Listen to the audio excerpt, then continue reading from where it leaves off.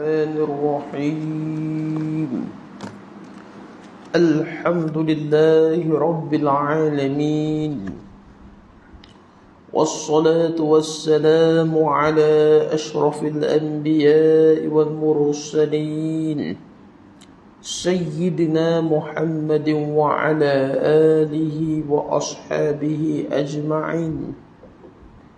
سبحانك لا نحصي ثناء عليك كما أثنيت على نفسك، فلك الحمد حتى ترضى، ولك الحمد إذا رضيت، ولك الحمد بعد الرضا. اللهم صل وسلم على سيدنا محمد وعلى آل سيدنا محمد كما صليت على سيدنا إبراهيم وعلى آل سيدنا إبراهيم في العالمين إنك حميد مجيد. أشهد أن لا إله إلا الله وأشهد أن محمد رسول الله. رب اشرح لي صدري ويسر لي أمري واحلل عقدة من لساني يفقه قولي. رب زدنا علما وارزقنا فهما والحمد لله رب العالمين.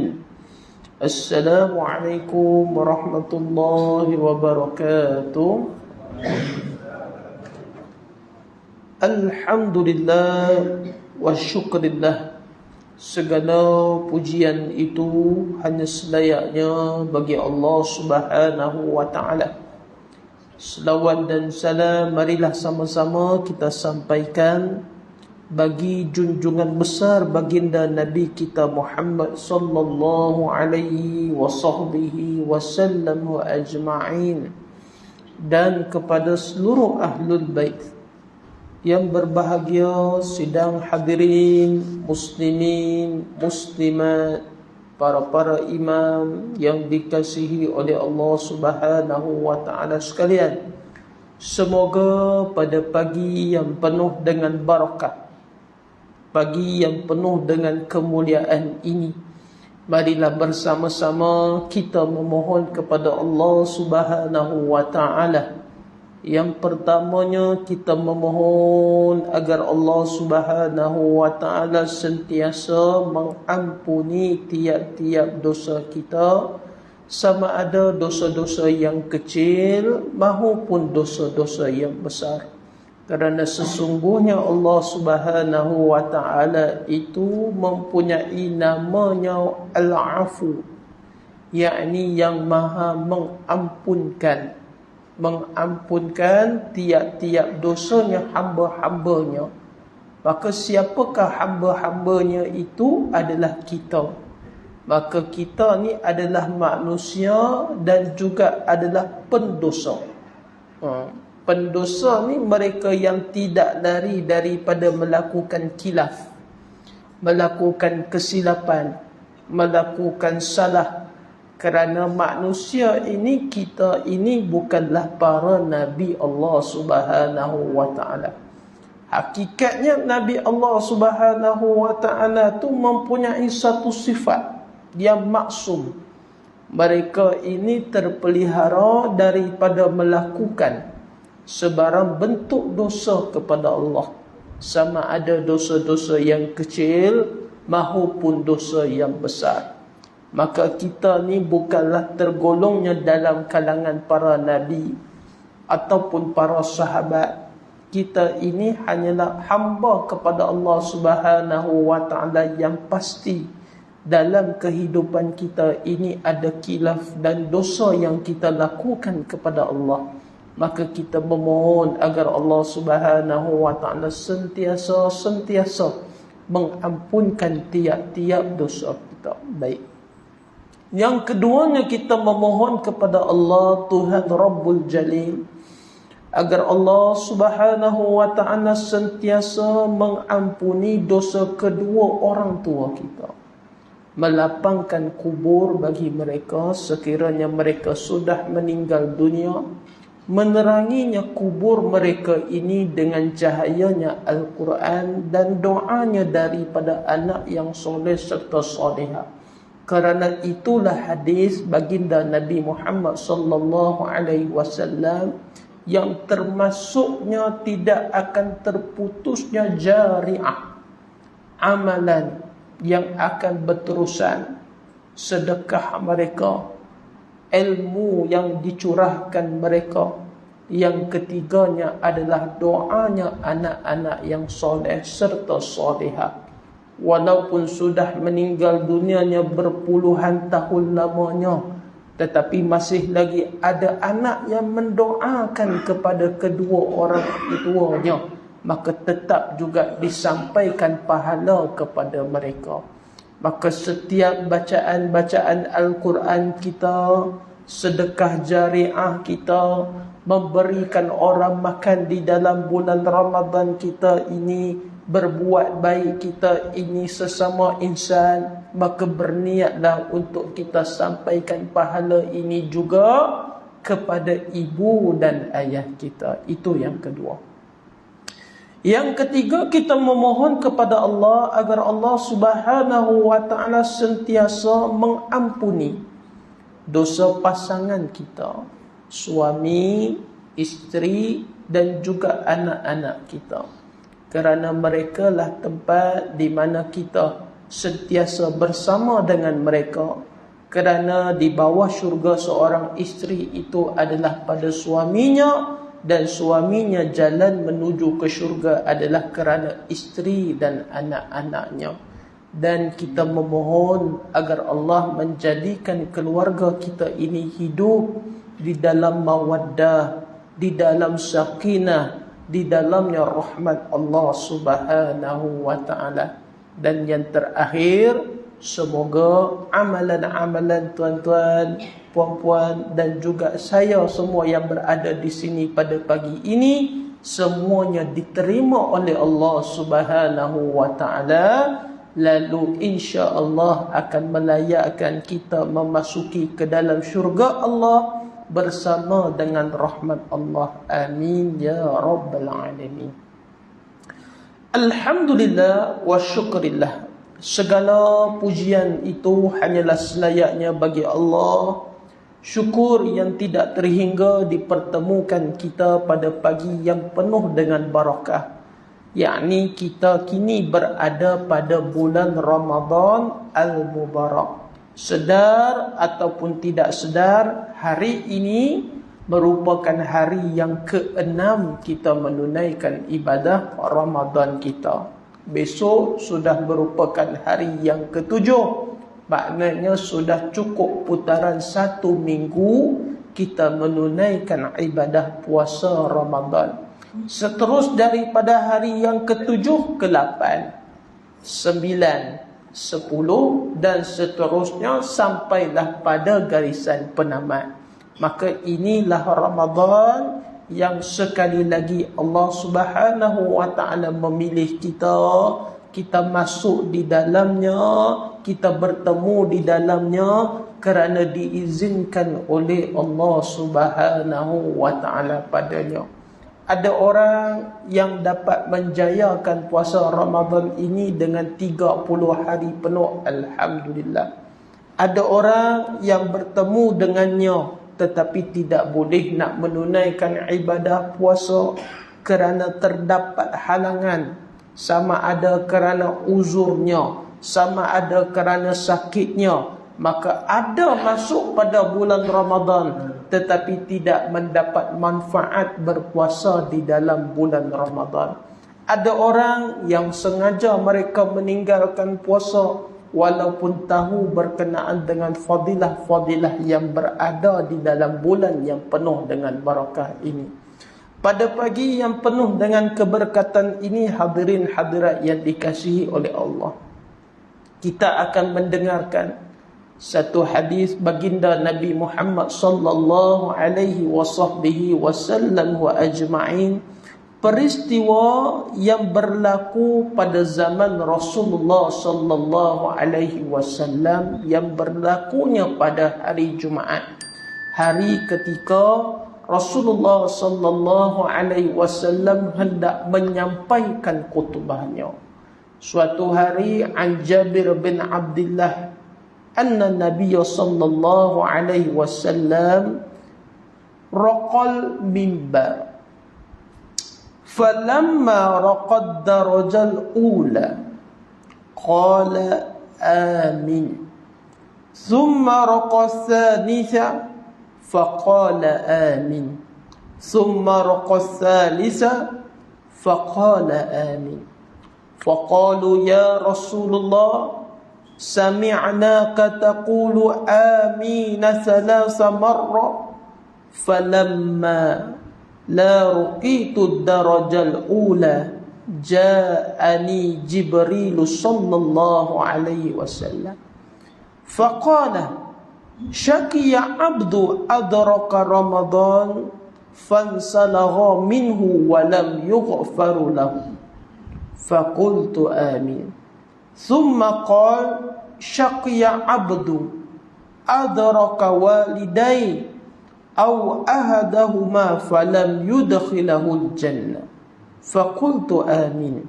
Thumma qala syakiya abdu dzukirtu indahu wa lam yusalli alayka faqultu amin. Ya, daripada Jabir bin Abdullah radhiyallahu anhu ajma'in anna Nabiy sallallahu alaihi wasallam raqal mimbar.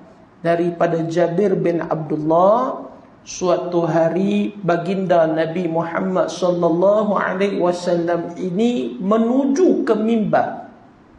Apakah mimbar itu? Tempat yang tinggi digunakan untuk menyampaikan khutbah ataupun pesanan, ya. Kalau ada setiap surau dan masjid ini mesti mempunyai mimbarnya. Ya, kalau ada di hadapan kita ni, inilah mimbar. Apakah tujuan mimbar ini digunakan? Menyampaikan khutbah, pesanan, agar jemaah-jemaah yang berada di bawah ni boleh melihat siapakah yang memberikan pesanan, sama ada seorang khatib ataupun seorang mimbar. Telah adanya pada zaman Rasulullah sallallahu alaihi wasallam itu satu mimbar, tempat yang sedikit tinggi berbanding dengan kedudukan di bawah, untuk Rasulullah sallallahu alaihi wasallam menaikinya. Lalu Nabi sallallahu alaihi wasallam akan menyampaikan khutbah ataupun pesanannya. Maka jika kita lihat hari ini di Masjidin Nabawi, tempat di mana seorang khatib ataupun imam yang ada di atas mimbar itu, begitulah kedudukannya pada zaman Rasulullah sallallahu alaihi wasallam. Cuma yang keadaannya hari ini bukanlah keadaan seperti mana zaman baginda Nabi Muhammad sallallahu alaihi wasallam. Yang hari ini Masjidil Nabawi ini dilengkapi dengan segala kelengkapan-kelengkapan yang indah, dengan marmarnya, dengan lampunya, dengan kapetnya, dengan segala-galanya itu cantik. Sedangkan pada zaman Rasulullah sallallahu alaihi wasallam tidaklah seindah apa yang kita lihat hari ini di Masjidin Nabawi. Ya. Maka Rasulullah sallallahu alaihi wasallam ini pada hari Jumaat Sayyidul Ayyam, maka Nabi akan memberikan khutbah. Dan setiap anak tangga yang Nabi sallallahu alaihi wasallam menaikinya, Nabi sallallahu alaihi wasallam akan berhenti. Lalu Nabi menyebutkan amin. Perbuatan itu tidak pernah dilihat oleh para sahabat radhiyallahu anhu ajma'in. Ya, seperti mana kebiasaan Rasulullah sallallahu alaihi wasallam, dia akan menaiki anak tangga ni terus menyampaikan khutbah. Tetapi hari itu sedikit berlainan. Nabi sallallahu alaihi wasallam menuju ke mimbar, naik satu anak tangga, Rasulullah sallallahu alaihi wasallam berhenti. Lalu Rasulullah sallallahu alaihi wasallam menyebutkan amin. Naik pada anak tangga yang kedua, Rasulullah sallallahu alaihi wasallam masih lagi menyebutkan amin. Sehinggalah naik anak tangga pada yang ketiga ini, Rasulullah sallallahu alaihi wasallam masih lagi menyebutkan amin. 3 kali disebut oleh baginda Nabi sallallahu alaihi wasallam. Barulah Nabi sampai ke mimbar. Dan habis Rasulullah sallallahu alaihi wasallam menyampaikan pesanannya, maka turunlah Rasulullah sallallahu alaihi wasallam. Sebahagian sahabat ini pergi kepada Nabi sallallahu alaihi wasallam dan berkata kepada Rasulullah, "Ya Rasulullah, sami'naka taqul amin thalatha marra." Wahai Rasulullah, tadi kami duduk perhatikan kamu sesuatu perkara yang lain yang biasa kamu lakukan. Kami perhatikan pada setiap langkah kamu menuju ke mimbar, kamu akan menyebutkan amin sebanyak thalatha marrah, sebanyak 3 kali. Apakah itu wahai Rasulullah sallallahu alaihi wasallam? Adakah itu nak menunjukkan sesuatu perbuatan yang mesti dilakukan? Tidak. Kata baginda Nabi sallallahu alaihi wasallam, ketika mana aku hendak menaiki ke atas mimbar menyampaikan khutbah, ya, datanglah Jibril alaihi salam ini kepadaku, ya. Datang Jibril ini kepada Nabi, tetapi tidak dilihat oleh para sahabat radhiyallahu anhu ajma'in. Hanya dilihat dan didengari oleh Rasulullah sallallahu alaihi wasallam saja. Lihat, ini adalah mukjizat baginya para nabi Allah Subhanahu wa taala. Mereka boleh berbicaranya dengan para malaikat dan boleh melihat para malaikat itu sendiri. Hakikatnya kita ni manusia tidak boleh melihat malaikat. Ada di kalangan kita ni pernah melihat bagaimana rupa bentuk malaikat? Tidak pernah. Ya, malaikat Jibril, malaikat Mikail, Israfil, malaikat Israel, ya, malaikat Munkar wa Nakir, ini mereka adalah makhluk-makhluk Allah Subhanahu wa taala yang tidak mempunyai jantina, lelaki ataupun perempuan. Malaikat-malaikat Allah ini, mereka ini tidak melakukan dosa. Mereka itu tidak makan, mereka tidak minum, dan mereka itu tidak tidur. Ya, hanya saja para nabi Allah Subhanahu wa taala sajalah yang boleh melihatnya para malaikat Allah. Nabi-nabi alaihi salam yang terdahulu seperti mana Nabi Ibrahim, Nabi Idris, Nabi Musa alaihi salam, kita telah menceritakan dalam peristiwa Isra wal Mi'raj. Siapa yang pernah dengar kisah Isra wal Mi'raj yang lalu? Yang pertemuan di antara Nabi Musa alaihi salam dan baginda Nabi Muhammad sallallahu alaihi wasallam. Sehinggalah Nabi Musa alaihi salam ini berkata apa kepada Rasulullah sallallahu alaihi wasallam? Farji' ila rabbik fa inna ummataka la tutiqu dhalik. Kembalilah kamu kepada Tuhanmu wahai Muhammad, kerana umat kamu tidak akan mampu melaksanakan perintah yang seberat 50 waktu ini.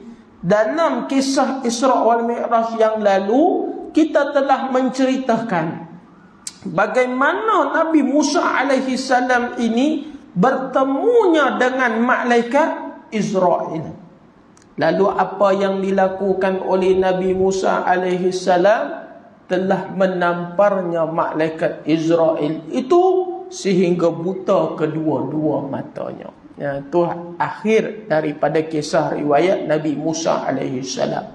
Maka dalam kisah baginda Rasulullah sallallahu alaihi wasallam ini, baginda Nabi sallallahu alaihi wasallam mendengar Jibril alaihi salam mendoakan 3 perkara yang diaminkan oleh baginda Nabi Muhammad sallallahu alaihi wasallam. Ya. Pada langkah yang pertama, doanya Jibril alaihi salam, syaqiya abdu adraka. Ya, dalam bahasa kitab ni menyebut syaqiya abdu adraka. Celaka. Celaka tu bahasa kasar. Ya, celaka ni lain daripada maknanya apa? Malang. Ataupun rugi. Ataupun orang kata ni, ya Allah, binasa sungguhlah orang ni. Celaka ni satu perkataan yang orang kata kasar. Ya, jangan sebarangan kita sebut. Ya, lebih-lebih seorang ibu pada anaknya, celakalah anak ni, jangan. Ya, ataupun kalau kita nak berkias pun, malangnya lah anak ni, boleh lagi lembut. Ya, tapi dalam bahasa kitab tu menyebut kecelakaan. Ya, cuma pagi ni kita membawa ubah maknanya malang, lembut sedikit dengar. Ya, malangnya kata Jibril alaihi salam, syaqiya abdu adraka, malangnya seorang hamba itu apabila bertemunya dengan bulan Ramadan. Dia masuk di dalam bulan Ramadan, sampailah pada garisan penamat pada bulan Ramadan, tetapi satu pengampunan Allah Subhanahu wa taala pun dia tidak dapat. Ni yang pertama. Ya, malang. Ya, orang kata ruginya, kata Jibril alaihi salam, abdu ini, hamba ini yang bertemu dengan bulan Ramadan, sampai pada bulan Ramadan, walaupun dia ni habis pada bulan Ramadan, maka satu pengampunan Allah Subhanahu wa taala dia tidak dapat. Maka Rasulullah sallallahu alaihi wasallam menyebutkan amin padanya. Makna kata makbulkanlah betul. Ya, kerana apa? Betapa ruginya manusia. Dia dah ada dalam bulan Ramadan, tapi pengampunan Allah Subhanahu wa taala satu pun dia tidak dapat. Kerana baginya tibanya Ramadan ataupun tidak tibanya Ramadan itu seperti mana biasa saja baginya. Ada Ramadan, tak ada Ramadan tu lantaklah. Ya, kerana beranggapan Ramadan ini sama sahaja seperti mana bulan-bulan yang lain. Dia tak memberikan kesan satu apa pun pada dia. Tu satu. Ada golongan bila tiba bulan Ramadan ni dia jadi takut. Jadi takut. Takut kerana apa? Takut dalam nak mengawal nafsu makan dan minumnya. Takut dalam nak mengawal nafsu segala-galanya ini. Maka menyebabkan dia bila tiba dengan Ramadan menjadi gusar. Semakin hari berkira-kira bilakah Ramadan ini nak berlalu pergi. Aduh, dia kira hari ini merupakan hari yang ke-6. Baki lagi beberapa hari lagi Ramadan ini nak pergi. Dia jadi macam seronok bila Ramadan ini pergi dia. Dan ada golongan manusia ni, hadirin ni ramai, kadang termasuk diri kita, bila ada pada bulan Ramadan ini sudah memikirkan Syawal yang akan kunjung tiba. Ya, sebagai Ramadan ini anggaplah sebagai satu tetamu yang datang. Bayangkanlah perasaan tetamu ini. Dia datang mengunjung rumah kita, datang ke rumah kita, membawa bersama-sama dengannya hadiah. Hadiah ni pemberian daripada Allah. Dalam Ramadan ini ada tarawih, dalam Ramadan ini ada puasa, dalam Ramadan ini ada sedekah, dalam Ramadan ini ada sunat yang Allah nak bagi pahala fardu. Dalam Ramadan ini mereka yang melakukan kefarduan Allah gantikan dengan 70 lipat kali ganda pahala. Dalam Ramadan ini memberikan orang makan pahala seperti mana membebaskan hamba. Dalam Ramadan ini memberikan orang makan Allah menghapuskan segala dosanya. Dalam Ramadan setiap satu bacaan ayat Al-Quran kita ni Allah gandakan dengan segala-galanya. Ni datang Ramadan ni, dia bawa pelbagai hadiah ni tuan-tuan kepada kita. Bila dia masuk saja ke rumah tuan-tuan dan puan-puan, Lalu apa yang kita kata kepada dia? Kamu datang tak bawa Syawal bersama ke? Tak bawa Syawal bersama ke? Ataupun yang lebih lagi, ya Allah, kita ni kata mana Syawal? Ya, sedangkan datang Ramadan tu dia pelbagai hadiah pemberian daripada Allah. Tapi yang ditanya adalah Syawal. Mana Syawal ni? Tak datang ke Syawal ni? Bila nak mai Syawal ni? Datang Ramadan ni manusia ni, hadirin hadirat, sudah memikirkan apa yang nak dibuat pada Syawal, hari raya yang pertama. Dah memikirkan tentang baju raya mereka. Saya lah tuan-tuan, fikirlah baju raya apa dah tahun ni. Kadang tu dah fikir dah, ya, sebelum masuk Ramadan tu dah berbincang dah, tahun ni kita nak ambil tema warna apa. Tahun belum lagi masuk tu, tahun ni warna apa. Dah dia melangkau sebulan terus, ya. Tahun ni nak beraya ke mana, giliran siapa, itu kita lah tuan-tuan, tak lari daripadanya. Dalam kegairahan kita nak menuju pada Syawal ni, ya, sedangkan kita terlupa dalam Ramadan ini adanya segala-galanya. Allah Rabbi tuan-tuan, kita bila mana masuk dalam Ramadan pada tahun ini, betapa kita bersyukur kepada Allah. Allah pilih kita sekali lagi ini tuan-tuan. Ada orang dia tak sampai pada bulan Ramadan walaupun satu hari, meninggal dunia satu hari sebelum mana nak Ramadan. Adakah? Ada. Walaupun hidup dalam keadaan sihat walafiat, tidak pernah sakit, tetapi satu hari sebelum mana nak Ramadan meninggal dunia. Ada.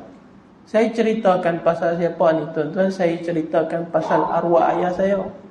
Arwah ayah saya ni 2 tahun dah meninggal dunia. Beliau, ya, arwah ayah saya ni meninggal dunia pada 29 Sya'ban. Satu hari sebelum mana nak Ramadan. Arwah dia tidak sakit. Tak ada sakit melarat ke, ataupun yang mana orang kata tua, tidak. Umur arwah ni 56 tahun. Ya, 56 tahun. Satu hari pun tak dan nak bertemu dengan Ramadan. Sedih, ya. Tu pengalaman yang mengajar saya ni, ya. Bila setiap kali tiba Ramadan, saya akan ingat berkenaan dengan bilakah arwah ni dia akan meninggal dunia.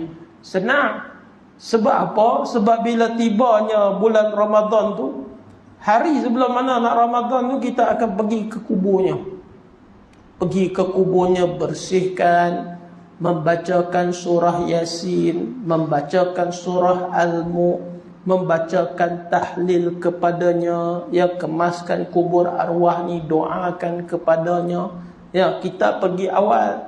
Ada orang yang sudah pergi ni bila tiba hari raya tak ada masalah tuan-tuan. Nak pergi hari raya ke, nak pergi satu hari sebelum raya ke, selepas hari raya ke, boleh. Nak pergi pagi ke, nak pergi tengah hari ke, petang ke, malam, boleh. Dia tidak mempunyai batasan waktu. Kita bersangka baiklah, kenapa ustaz orang tu dia pergi hari raya? Mungkin dia sibuk. Dia sibuk tuan-tuan, sepanjang mana tahun dia bekerja. Jadi bila tiba hari raya, mungkin dia balik untuk menziarahi kubur arwah ayahnya. Bersangka baiklah tuan-tuan. Yang kita tengok orang yang bila kenapa hari raya pertama semua orang pakat-pakat ziarah kubur, biarlah mereka. Ya, kerana itu saja waktu mereka ada. Daripada masa mereka yang panjang dengan kesibukan kerja, dengan pekerjaan hakiki mereka, dengan keluarga dan sebagainya, maka mereka mengingati arwah pada hari tersebut. Salah ke? Tak salah tuan-tuan. Pergi. Yang salahnya pergi ke kubur tu dalam keadaan tak ada ilmu, tu salah. Pergi dalam keadaan melangkah-langkah kubur, tu salah. Pergi dalam keadaan duduk, buat macam tepi pantai duduk, ambil batu-batu, ambil baling kepada, yang tu salah. Ya. Ataupun duduk tengok nama-nama ni baru meninggal dunia, 2 hari lepas dah itu. Yang tu salah. Ataupun pergi ke kubur dalam keadaan berkata-kata perkara yang bukan-bukan, tak lama lagi giliran kau ni, get ready. Yang tu salah. Yang pergi dalam keadaan tak ada ilmu, tu salah. Tapi kalau hakikatnya pergi seorang anak pergi seorang isteri, suami, siapa-siapa saja pergi ke kubur seseorang lalu dia membacakan doa, maka perkara itu tidak menjadi satu kesalahan. Cuma buatlah tahun ni kalau kita fikir Allah Ustaz, hari raya pertama memang penuh, kita pergi satu hari sebelum. Buat satu hari sebelum ni, makna kata besok tu hari raya ni kita dah tak kalut dah nak fikirkan kita dah pergi kubur ataupun belum. Pergi satu hari sebelum, kita duduk pada akhir bulan Ramadan tu tuan-tuan. Kita nak berpisah dah pada bulan Ramadan, kita ziarah kubur ibu kita, kita ziarah kubur ayah kita. Bacakan doa, bacakan surah Al-Mulk. Selalu kita baca surah Yasin, boleh ke? Bacalah tuan-tuan. Bacalah di akhir surah Al-Baqarah. Senang kata ni, bacaan-bacaan tahlil yang telah disusun oleh ulama tu bacalah. Itu sebenarnya kaifiat berkenaan bila mana kita sampainya ke tanah perkuburan. Balik kepada hadis ini. Maka ruginya manusia itu apabila sampai pada bulan Ramadan, dia tidak mendapat pengampunan daripada Allah. Sangat-sangat rugi. Sedangkan hadirin hadirat yang dikasihi oleh Allah, kita berbuka puasa, bila mana kita nak berbuka puasa, kita membaca doa, Allahumma laka sumtu wa bika amantu wa ala rizkika aftartu zahaba zama'u birahmatika ya arhamar rahimin. Tahukah fadilat doa tersebut? Doa tersebut itu akan menghapuskan semuanya dosa-dosa kita. Ada yang berdoa dengan ya azimu ya azim, anta ilahi la ilaha ghairu, ighfir lidh-dzambal azim fa innahu la yaghfiru dzambal azim illa al-azim.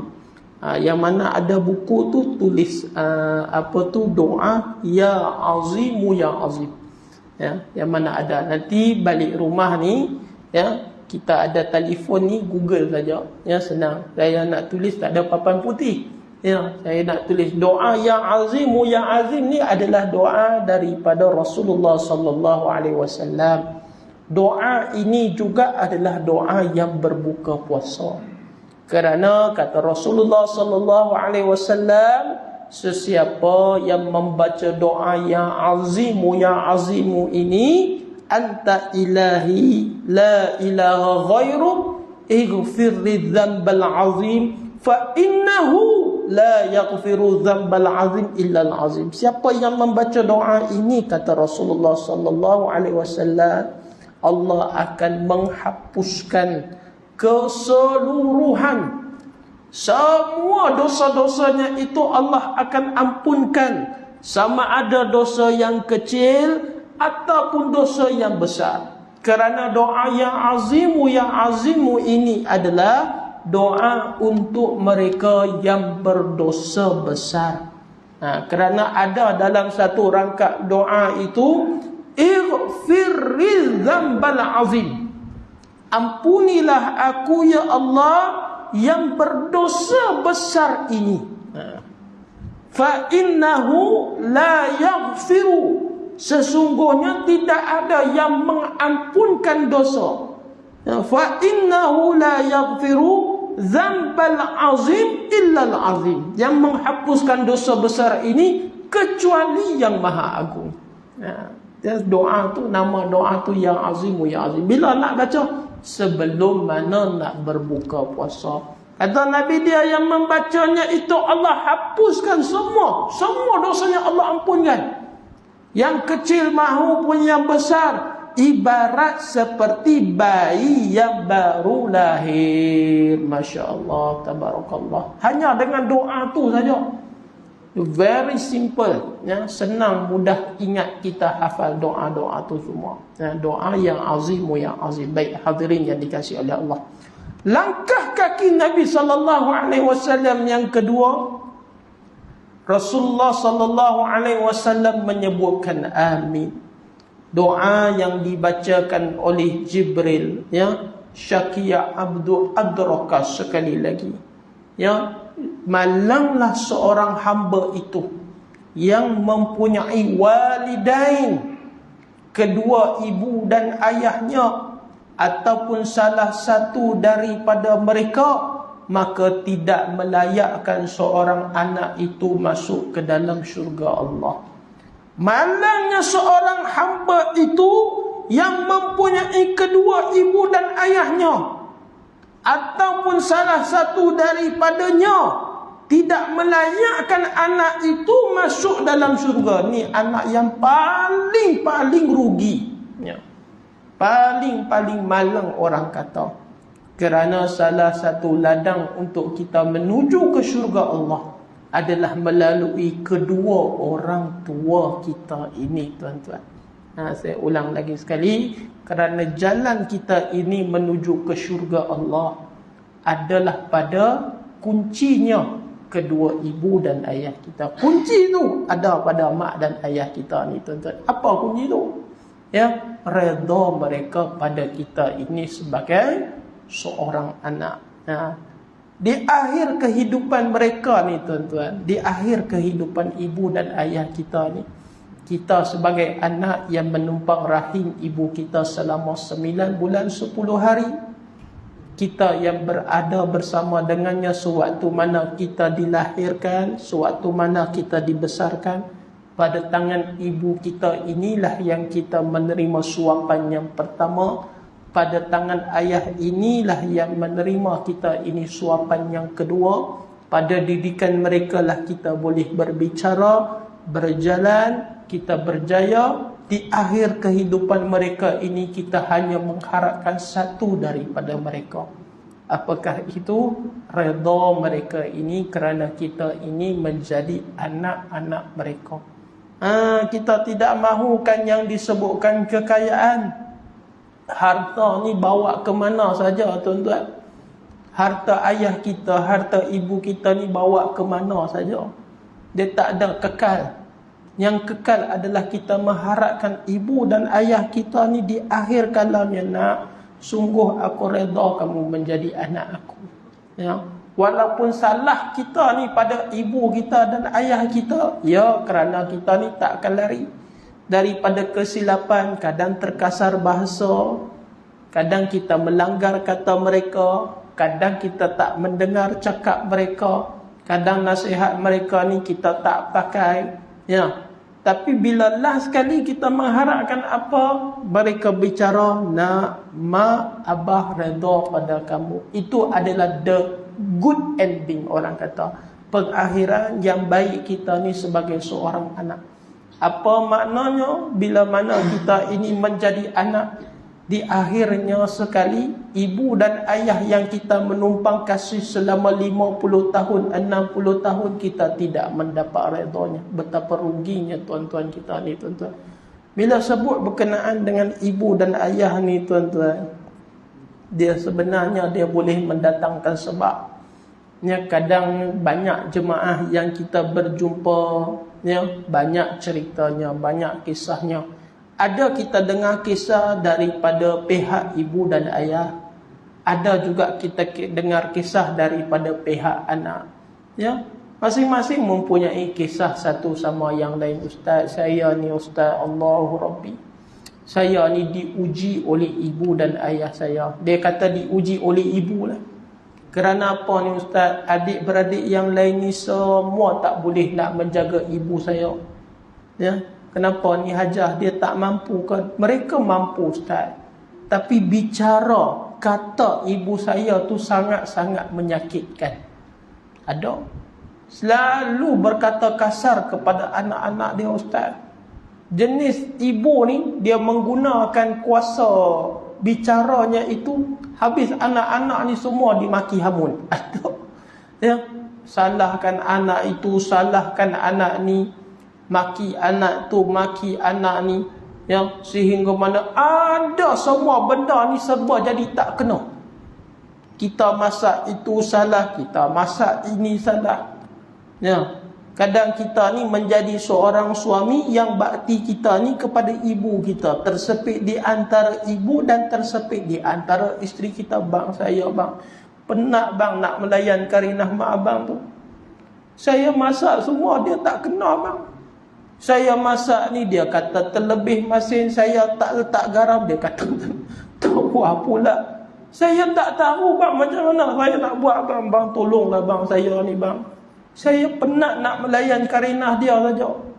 Ada saja benda yang saya buat ni jadi tak kena.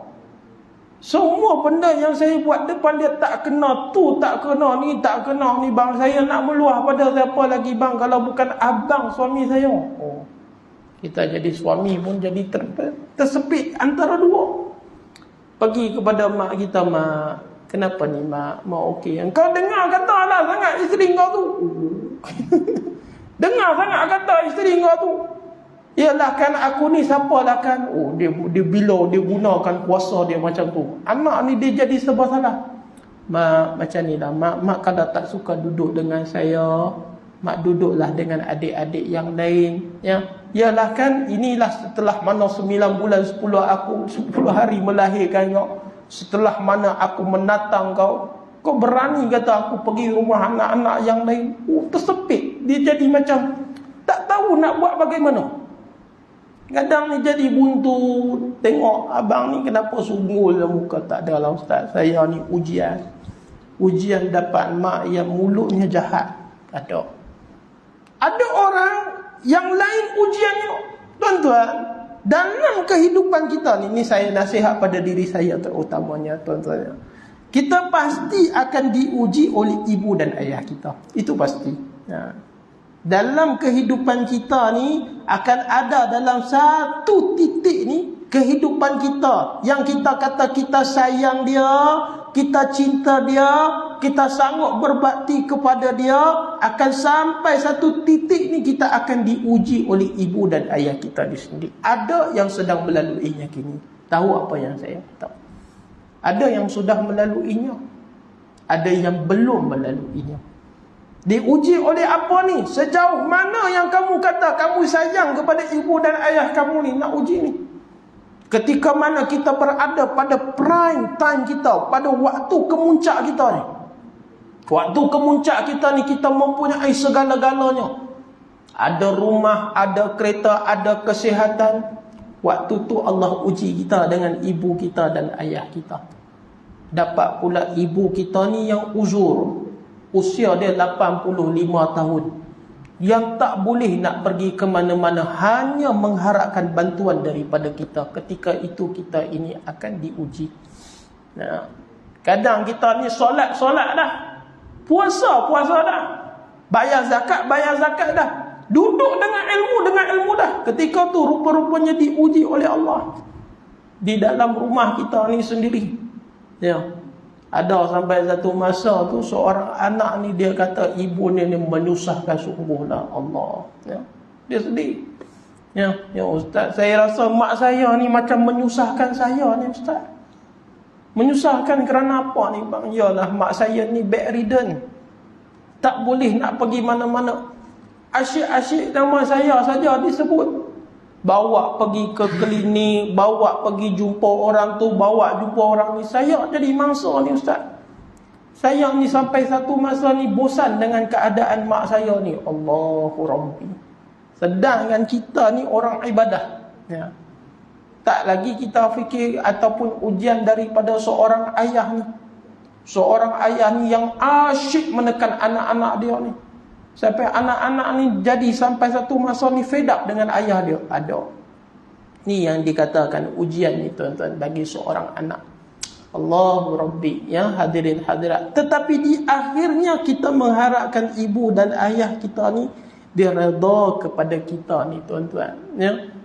Dan akhirnya mereka ini berkata, sungguh wahai anakku, yang mak dan ayah ni apa yang kamu lakukan semua mak boleh terima dan mak boleh redha tu. Kerana itulah ladang syurga kita. Dan saya nasihatkan sekali lagi diri kita ni, dan saya lah terutamanya muda di sini pada pagi ini.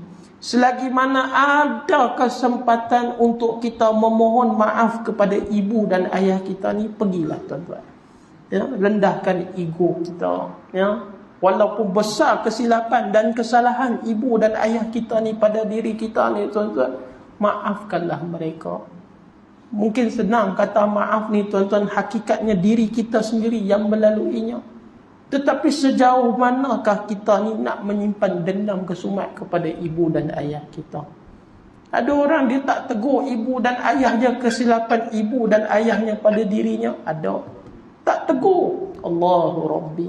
Jangan tuan-tuan, ya, balik rumah ni ambil telefon, ya, ambil masa untuk bertenang, dengar suara mereka ni tuan-tuan, selagi mana boleh dengar suara mereka. Cuba tanya khabar mereka ni tuan-tuan. Saya terkesan sungguh bila arwah ayah saya meninggal dunia ni tuan-tuan, kerana saya tak dapat cipta banyak kenangan bersama dengan arwah. Maksud tak dapat cipta kenangan ni bagaimana ni tuan-tuan? Ialah dulu waktu arwah ada ni kita banyak mengabaikan dia, ya, banyak mengabaikan dia. Kita macam, bukan kata kita ni nakal, tak, tapi kita tak menjangka dia pergi begitu dalam keadaan yang terlalu awal, ya. Jadi setiap hari saya merindui dia. Bila setiap hari saya merindui dia, apa yang saya buat, saya akan tengok gambar-gambar dia. Bila tengok gambar dia, saya teringin nak dengar suara dia. Jadi macam mana saya nak dengar suara dia? Dia orang tua ni tuan-tuan, dia tak menaik WhatsApp macam kita. Kita type laju. Orang tua guna WhatsApp ni macam mana? Dia akan voice note. Nah, dia voice note, ada kat mana ni, ada kat mana, lalu dia hantar. Jadi bayangkan benda tu, boleh katakan setiap waktu saya mendengar perbualan yang sama dengan dia. Saya dengar apa yang ustaz dengar ni, saya dengar Amir datang rumah, abah ada beli durian, datang rumah. Setiap hari saya dengar. Amir bawa lah apa tu Syaira, isteri saya, bawa lah anak-anak datang rumah, mak ada masak lebih ni, nanti tak habis. Saya ulang kerana apa? Nak dengar suara dia. Ya Allah, rindu sungguh tuan-tuan. Rindu kerana apa? Mengharapkan, ya Allah, andai dapat bertemu, dengar dia marah kita pun tak apalah tuan-tuan. Tapi nak buat bagaimana, ya? Sudah sampai waktunya, maka itulah yang dikatakan perpisahan di atas dunia ni. Terimalah tuan-tuan, walaupun suka ataupun tidak suka, ya? Walaupun itulah bahagian kita dapat berbakti dengan dia. Itulah yang kita boleh kata kita dapat bahagian daripada dia, apa yang diberi kita kasih sayang. Itulah selagi mana kita ada bersama dengan mereka ni tuan-tuan, selagi mana boleh berbakti, berbaktilah, ya. Hadirin hadirat yang dikasihi oleh Allah. Yang terakhir kata Rasulullah sallallahu alaihi wasallam, aku mengaminkan doanya Jibril alaihi salam yang terakhir. Ya, malanglah seorang hamba itu apabila mendengar namamu ini wahai Muhammad. Mendengar namamu ini wahai Muhammad, mereka ini tidak berselawat kepadamu, ya. Betapa orang itu adalah kedekut dan bakhil, ya. Salah satu ciri orang kedekut dan bakhil apabila mendengarnya nama Nabi Muhammad sallallahu alaihi wasallam, mereka tidak berselawatnya ke atas Nabi sallallahu alaihi wasallam itu. Kerana salah satu syafaat yang kita mengharapkan nanti di yaumul akhirah adalah syafaatnya baginda Nabi sallallahu alaihi wasallam. Maka bagaimanakah berolehnya syafaat Rasulullah sallallahu alaihi wasallam itu?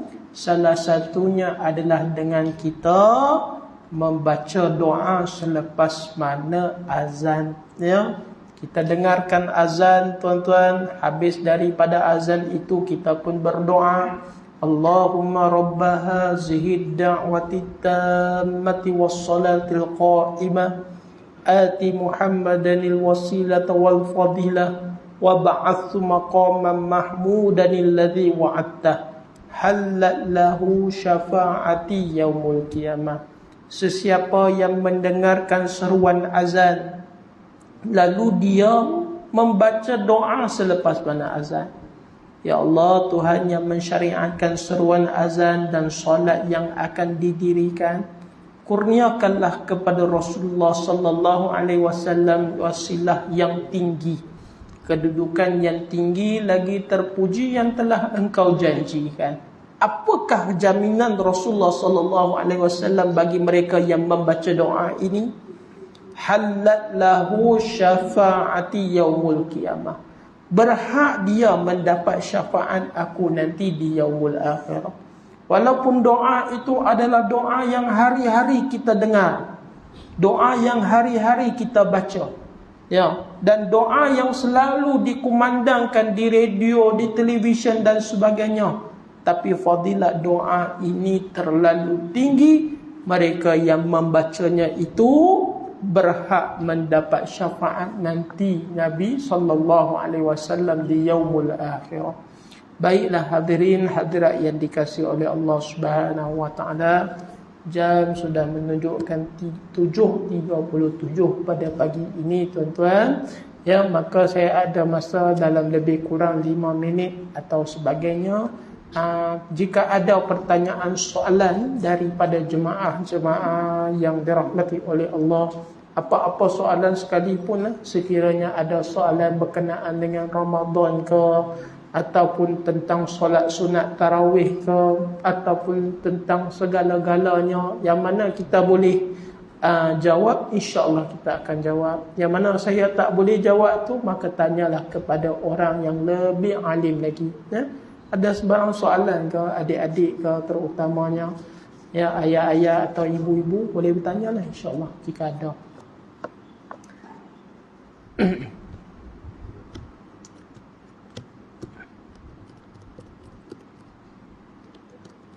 Ibu-ibu ada nak tanya soalan ke? Tak ada lah. Biasa ibu-ibu memang takkan ada soalan. Mana-mana saya pergi, ibu jarang bertanya soalan. Saya tak, lama ni tak benar lagi kuliah. Melainkan kalau kuliah duha tu, yang tu waktu tu banyak soalan muncul. Tiba-tiba dia muncul macam-macam soalan. Dia khusus untuk kuliah duha tu, muslimah ni soalan banyak. Tapi bersama dengan kuliah muslimin ni, kebiasaannya muslimah ni tak ada soalan lah, insya-Allah. Adik-adik ada soalan ke adik-adik?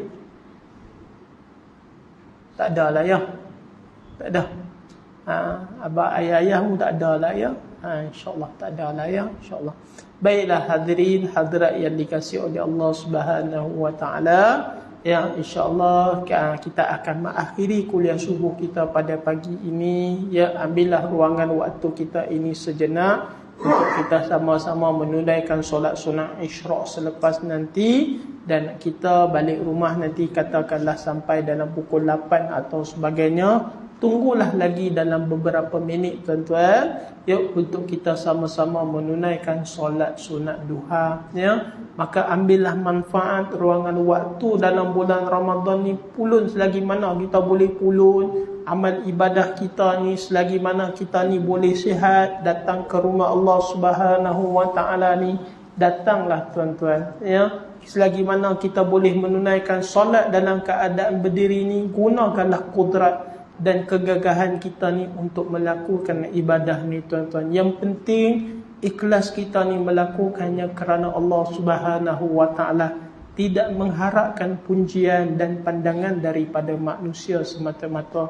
Semoga Ramadan ini menjadikan kita ini insan yang lebih baik, dan Ramadan ini adalah Ramadan yang terbaiknya bagi kita semua ni, insya-Allah. Ya, mohon maaflah kepada orang-orang yang berada di sekeliling kita, kepada keluarga kita terutamanya, ya, ibu ayah kita, ya, anak-anak ni selagi mana ada, dan juga mohon maaflah jika kita ni sebagai seorang isteri kepada suami kita, suami juga kepada isteri kita ni tuan-tuan, ya, selagi mana ada peluang, ruangan dan waktu.